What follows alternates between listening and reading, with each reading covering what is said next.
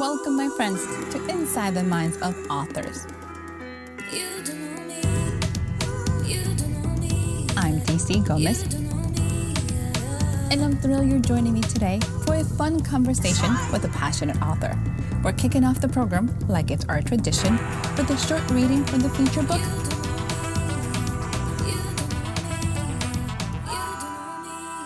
I hope you guys enjoy it. Let's get started. My name is Jim Hepburn, and I'm going to read Haunted by Fire. Chapter 1. Felix was no stranger to fear. Squeezing his eyes closed, as he was supposed to, he stretched each hand out beside him.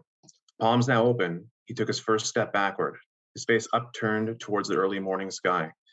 Faint whispers reached his ears from the forest bushes in front of him. Go, go, go! You got this! This is a waste of time. There's no chance that sod will make it up there. Wasn't there anybody else who wanted to go? Slowly, deliberately, Felix stepped again, focusing on the feel of the ground beneath his feet as the first signs of sweat prickled his skin. He was absolutely terrified he'd trip over a stray branch or a divot in the earth. Out here, any sudden movement would be dangerous for him. Little felly's shaking! He was shaking. He could feel it in his hands, but he'd be damned if he let Damien get in his head. He took a couple of large steps backward, as if to contradict his comment. His mind's eye treated him to a picture of Damien's sneering face, eyeing him through the safety of the bushes. Trying to beat down that image, Felix did his best to keep his pace constant. Not even Damien would dare screw around with him now, not out here. Swallowing a deep breath, eyes still closed, he willed himself to keep going. He couldn't peek or turn around, both were against the rules.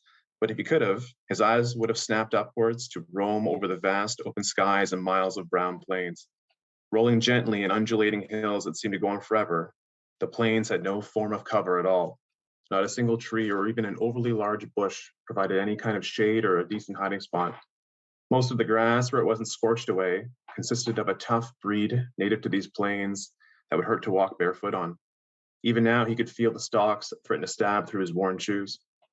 A crisp gust pressed his clothes to his side, billowing and snapping them around wildly. When one walked the plains, they were vulnerable, more so than almost anywhere else in the world, at least anywhere in the world that he knew of.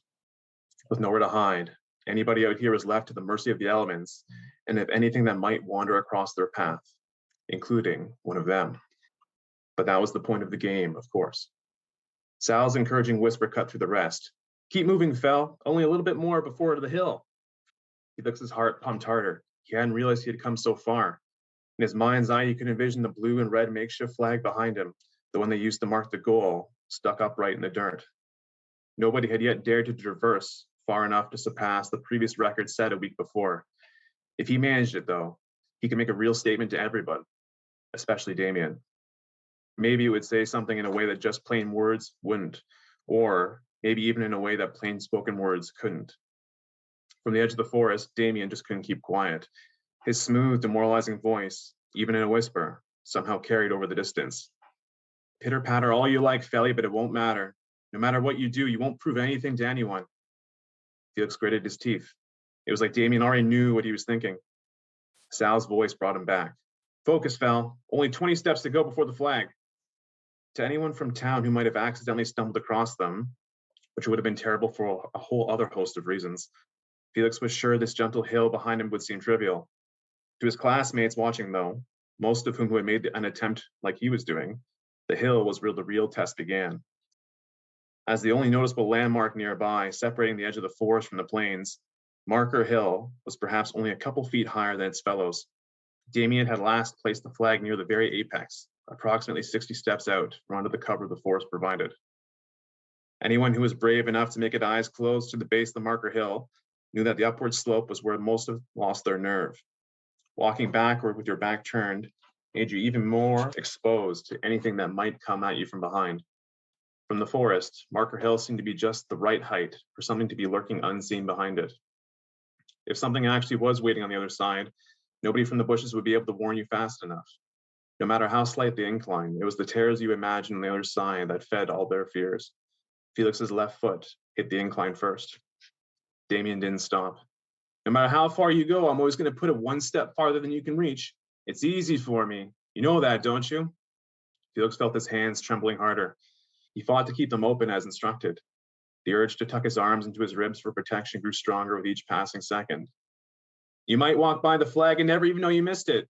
You know it doesn't count unless you touch it. Sal's voice cut through. No worries, Fel, you're on track. Only 15 steps to go. 15 more steps?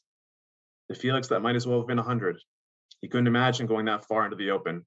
How could he possibly force himself to move that much farther away unprotected? The best part is that we colored the flag so it stands out, Felly. Bright blue and bright red. You can't miss it. How many of them do you think have seen it sticking out of the ground and realized humans have trespassed here? How many decided to watch, to lay in wait for just this kind of opportunity to come by? He could hear his heart pounding inside his head now. He wished he would do something useful, like drown out Damien's voice. How in the deep house had he managed to place the marker this far out in the first place? Images of a fiery and violent death from behind flashed through his mind. Cold sweat broke out all over his body. 5 more steps. He was a fool. How had he convinced himself this was just a game? Fate could end his good fortune at any moment. Why was he tempting it? Every step taken was like ignoring the chance at life he might never get again. You're almost too far to warn, Felly. This is your last chance to turn around. 2 more, Felly. You can do it. Damien's jabs suddenly seemed less sharp. 2 was close, very close. He could do this. He could probably touch it if he turned around. Reaching his hand behind him, he hoped beyond hope as he grasped with his fingers. Run! Not a whisper, an urgent warning. The shrill and ear-splitting scream echoed across the plains. It's there! Run now! Felix's eyes snapped open.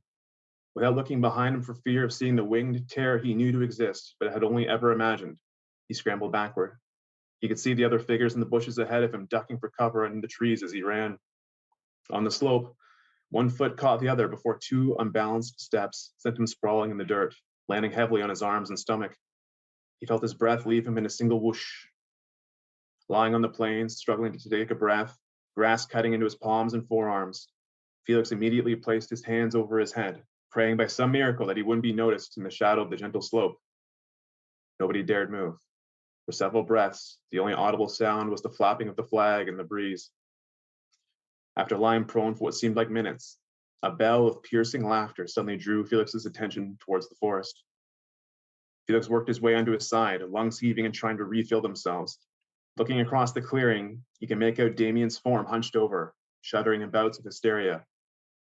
Pointing at them all, a twisted grin on his face, Damien called, "You should have seen the look on your faces." Slowly, other forms pulled themselves up from the dirt.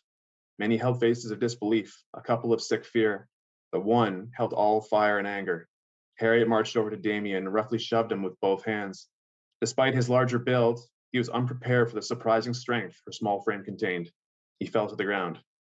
"How dare you, Damien?" Harriet fumed. "How dare you scream such a serious warning in vain? How dare you risk exposing us all? Do you have any idea what could have happened? What would have happened if one of them had actually been here? If one of them had been anywhere nearby to hear you?" A little farther away, Sal pulled himself up, calmly brushing off his shirt. Reaching out his hand, he helped Abigail to her feet. "Are you all right? Can you stand on your own?" He put his arm around her shoulder protectively. Abigail's pale face shone out from under Sal's arm. Wet tears leaked out at the corners of her big eyes as they searched the sky furtively for any hint of danger. Felix thought she was trying to make herself seem as small as possible, not unlike a timid doe, ready to bolt at a moment's notice.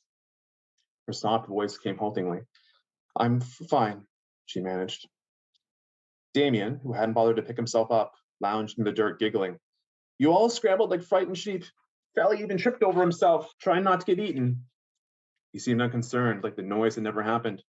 A couple of the onlookers, including Abigail, glanced back out over the plain, just to reassure themselves that a dark shape hadn't suddenly appeared in the sky. Damien eventually took a deep breath and pushed himself up. "Well, anyway, that's probably enough for one morning, unless someone else dares to try their hand. I warn you, though, I did try my best to be as loud as possible. I wouldn't be surprised if one of them had heard me and was on their way right now." His dark eyes gleamed maliciously. Harriet turned away, fists clenched at her sides. "Damn you, Damien. The guards will hear about this, you can be sure of that. However many lashes they give you this time still won't be enough." Damien, unfazed, just smiled. "What are you possibly going to tell them, Harriet?" He made her name sound like Harry, Aunt. "That you snuck out of the plains, the forbidden plains, I might add, and you proceeded to watch as we all broke a handful of laws while you stood by as a quiet bystander. You don't have anything on me. Do you even? From the foot of Marker Hill, Felix saw Sal suddenly place his right hand on Damien's shoulder. As they stood beside each other, he couldn't help but notice that the two of them were of similar heights. Both were tall and broad, so when Damien turned, he found himself looking directly into Sal's steady blue gaze only a couple inches away. Damien flinched. Sal spoke clearly, so everyone could hear. We'll do one more round. Raising a finger, he poked the chest of the record holder. You're accounting for me.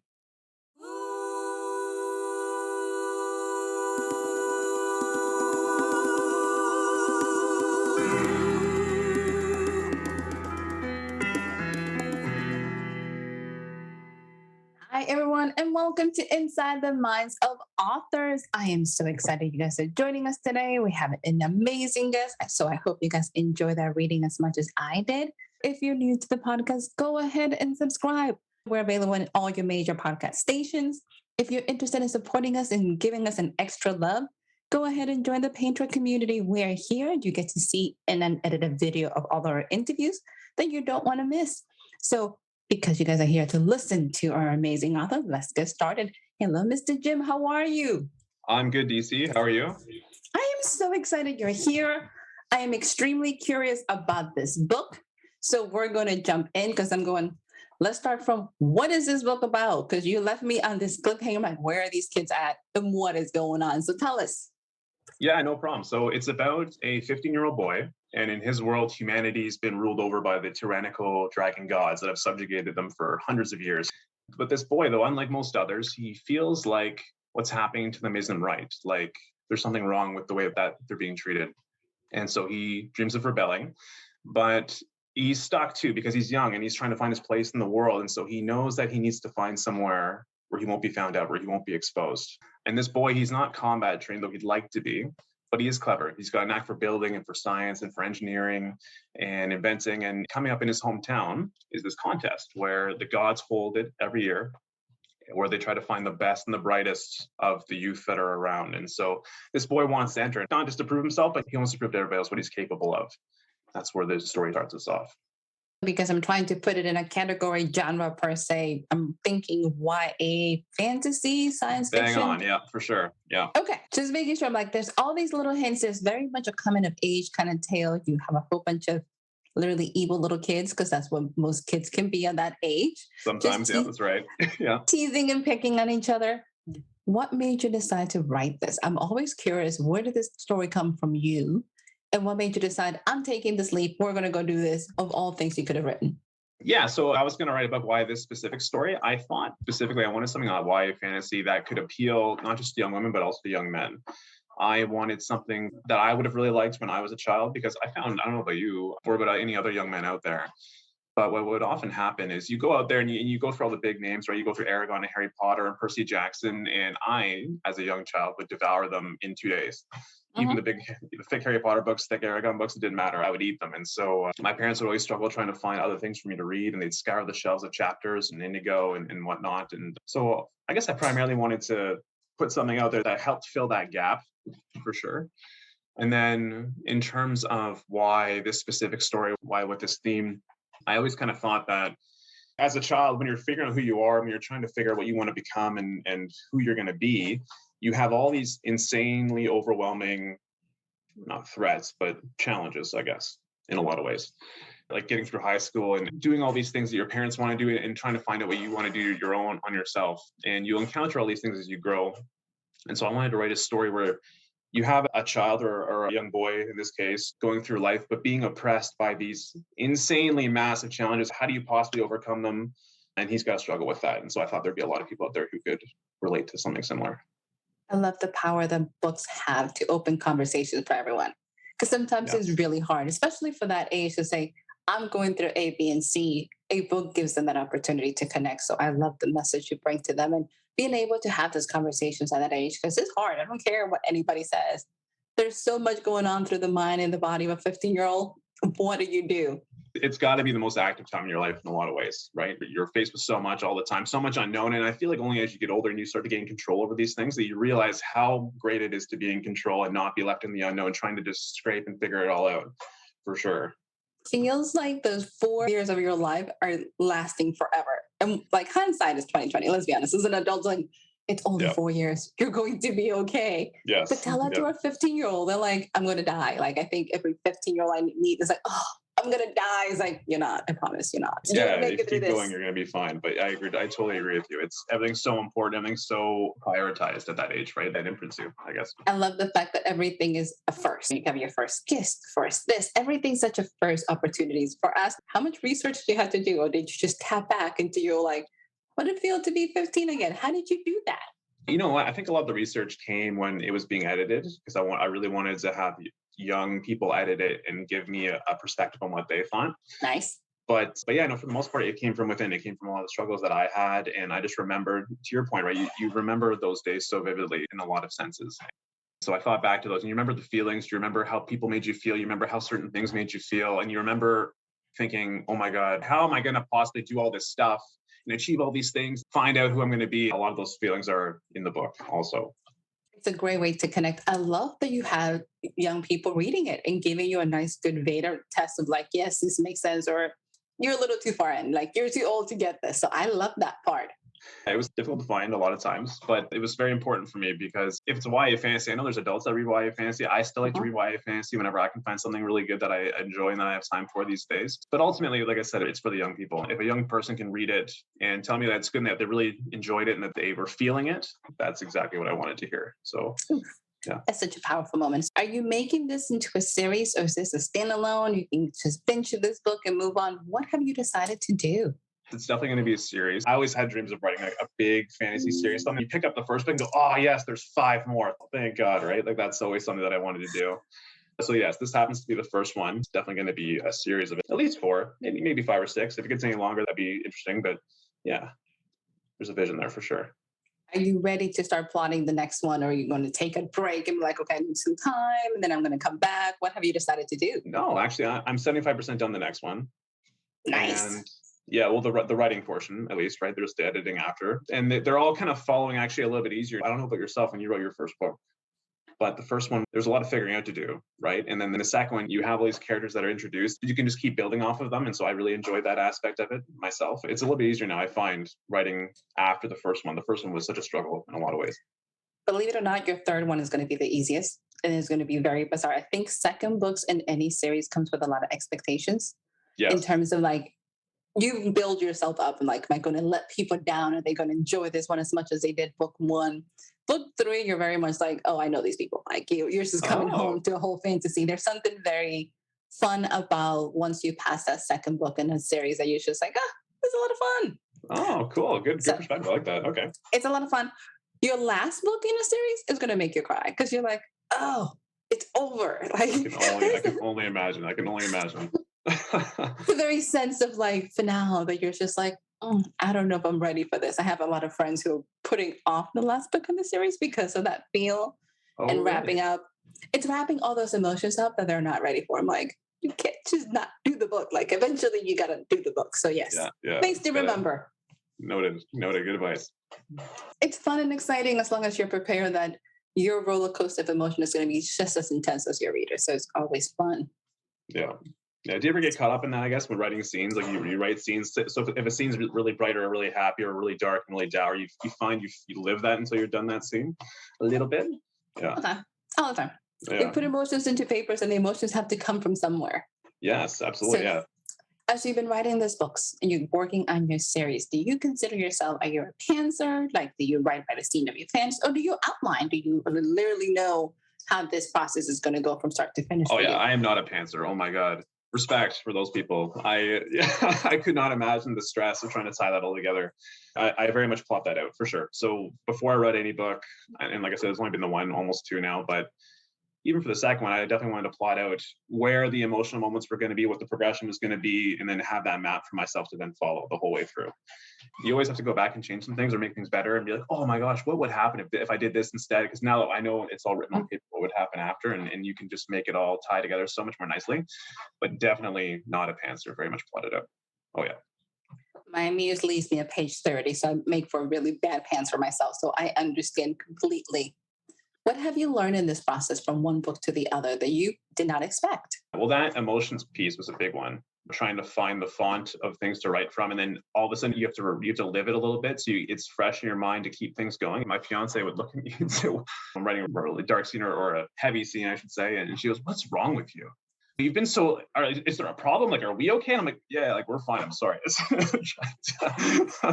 And the first one also, another thing that you learn is, you put all this work into something, you do your best to make it as excellent as you can, and nobody really gets it yet. So my fiance would see me writing it, and she kind of, I'm sure in the back of her mind was wondering, why is this so important? Why aren't you doing something else with your time? But she was understood me and was like, okay, no problem. You're doing your thing, whatever. So nobody really got it until the end of the first one. And then I could read it to them. And then all of a sudden, the understanding was so clear and so immediate. But yeah, you go through a lot of the minutia a little bit first before you get to that realization of why people understand why you're doing this and whatnot. I take for granted that a lot of people says, I'm writing a book and never finish. So that too, absolutely. So you get a lot of times when people says, oh, I'm going to be writing, and people are like, oh, okay. And they kind of blow it off. One of the comments I got for my first book is people was like, hey, you want to come out? I'm like, no, I'm writing. They're like, I thought you was just making that up. I'm like, who makes things like that to get out of going out? So I actually did something opposite. I kept it a secret for a long time. I didn't tell anybody I was doing it. Obviously my fiance knew, but nobody else in my work or my friends really knew until I was almost done. And then it kind of came out after that. So I was able to avoid a lot of that, but I can imagine that too. It's different process for everybody. You have authors who want to share with the world. You have some a little bit like us who are like, not telling everybody because I am not ready. So tell me, dear, what advice would you give an up and coming author who's like, I want to do this and I'm getting ready to do this, but what do I do? Well, first of all, I feel like I very much am an up-and-coming author, so I feel like I'm speaking to a peer and not from a lot of experience. But I would say consistency is key, for sure. I think my advice would be is if you're not thinking about it or doing it, even something every day, then it might get lost. And that's not how it works for everybody. That's just how it worked for me. I always wanted to keep it on my day, in my schedule somewhere, whether it was an hour, half an hour would be hard. It's hard to sink into something for half an hour and then come out of it so fast. But just something every day and it'll happen. Congratulations on the release. Congratulations on the book. Well, thank you. Thank you very much. It means a lot coming from yourself. So I like that. I'm super excited. I think everybody needs to write, and when authors publish their book and get this excited is such a thrill. We need more authors in a role. So question, dear, where can our listeners find your book where they can learn more about you? Tell us. Yeah, absolutely. You can always find the book on Amazon, Hunted by Fire by Jim Hepburn. It's got a nice bright red cover, the dragon on it. Course, can't miss it. And you can find me on Instagram. Instagram's probably the one I'm most active on, author Jim Hepburn on Instagram, and author Jim Hepburn on Facebook as well. That's where you can learn all the details. To our listeners, make sure you catch this book. Make sure you get lost in this fantasy story. You need this in your life. So you ready, dear, for the lightning round? Yeah. Okay. Bring it on. Easy peasy. We got to do this before you leave us. Sweet tea or unsweet? Unsweet. Okay. Gummy bears or Sour Patch? Sour Patch. Superhero or villain? Villain. They're interesting. They're more interesting sometimes, aren't they? They have more fun, let's just be honest. They tend to have a lot more fun. Mystery or fantasy? Fantasy. Every day. Of course. Here's a little different. Let's see how you do with this one. If your life was turned into a movie, who would you like to play you? I don't know any young actors. if Harrison Ford, I don't look like Harrison Ford, but if Harrison Ford played my role, I would be astounded and honored and would not deserve that. But that would be great. That would be amazing. Absolutely. He could do a whole bunch of flashbacks from his perspective. It's awesome. You can get the CGI on him a little bit and then we can do it up a little. We have it. Yeah. Dear, it has been such a pleasure having you. Congratulations again. Do you have any closing remarks? I would hope that for anybody who does pick up Hunted by Fire by chance, that they were inspired by it like I was when I read books when I was younger. But apart from that, no. Darling, thank you so much. Congratulations again to our listeners. Go ahead, pick up this book. Make sure you join his community. You're going to love it. And if you're new to the podcast, go ahead and make sure you subscribe. You don't want to miss a single episode. And I'll be back again next week for another amazing author. Bye, guys.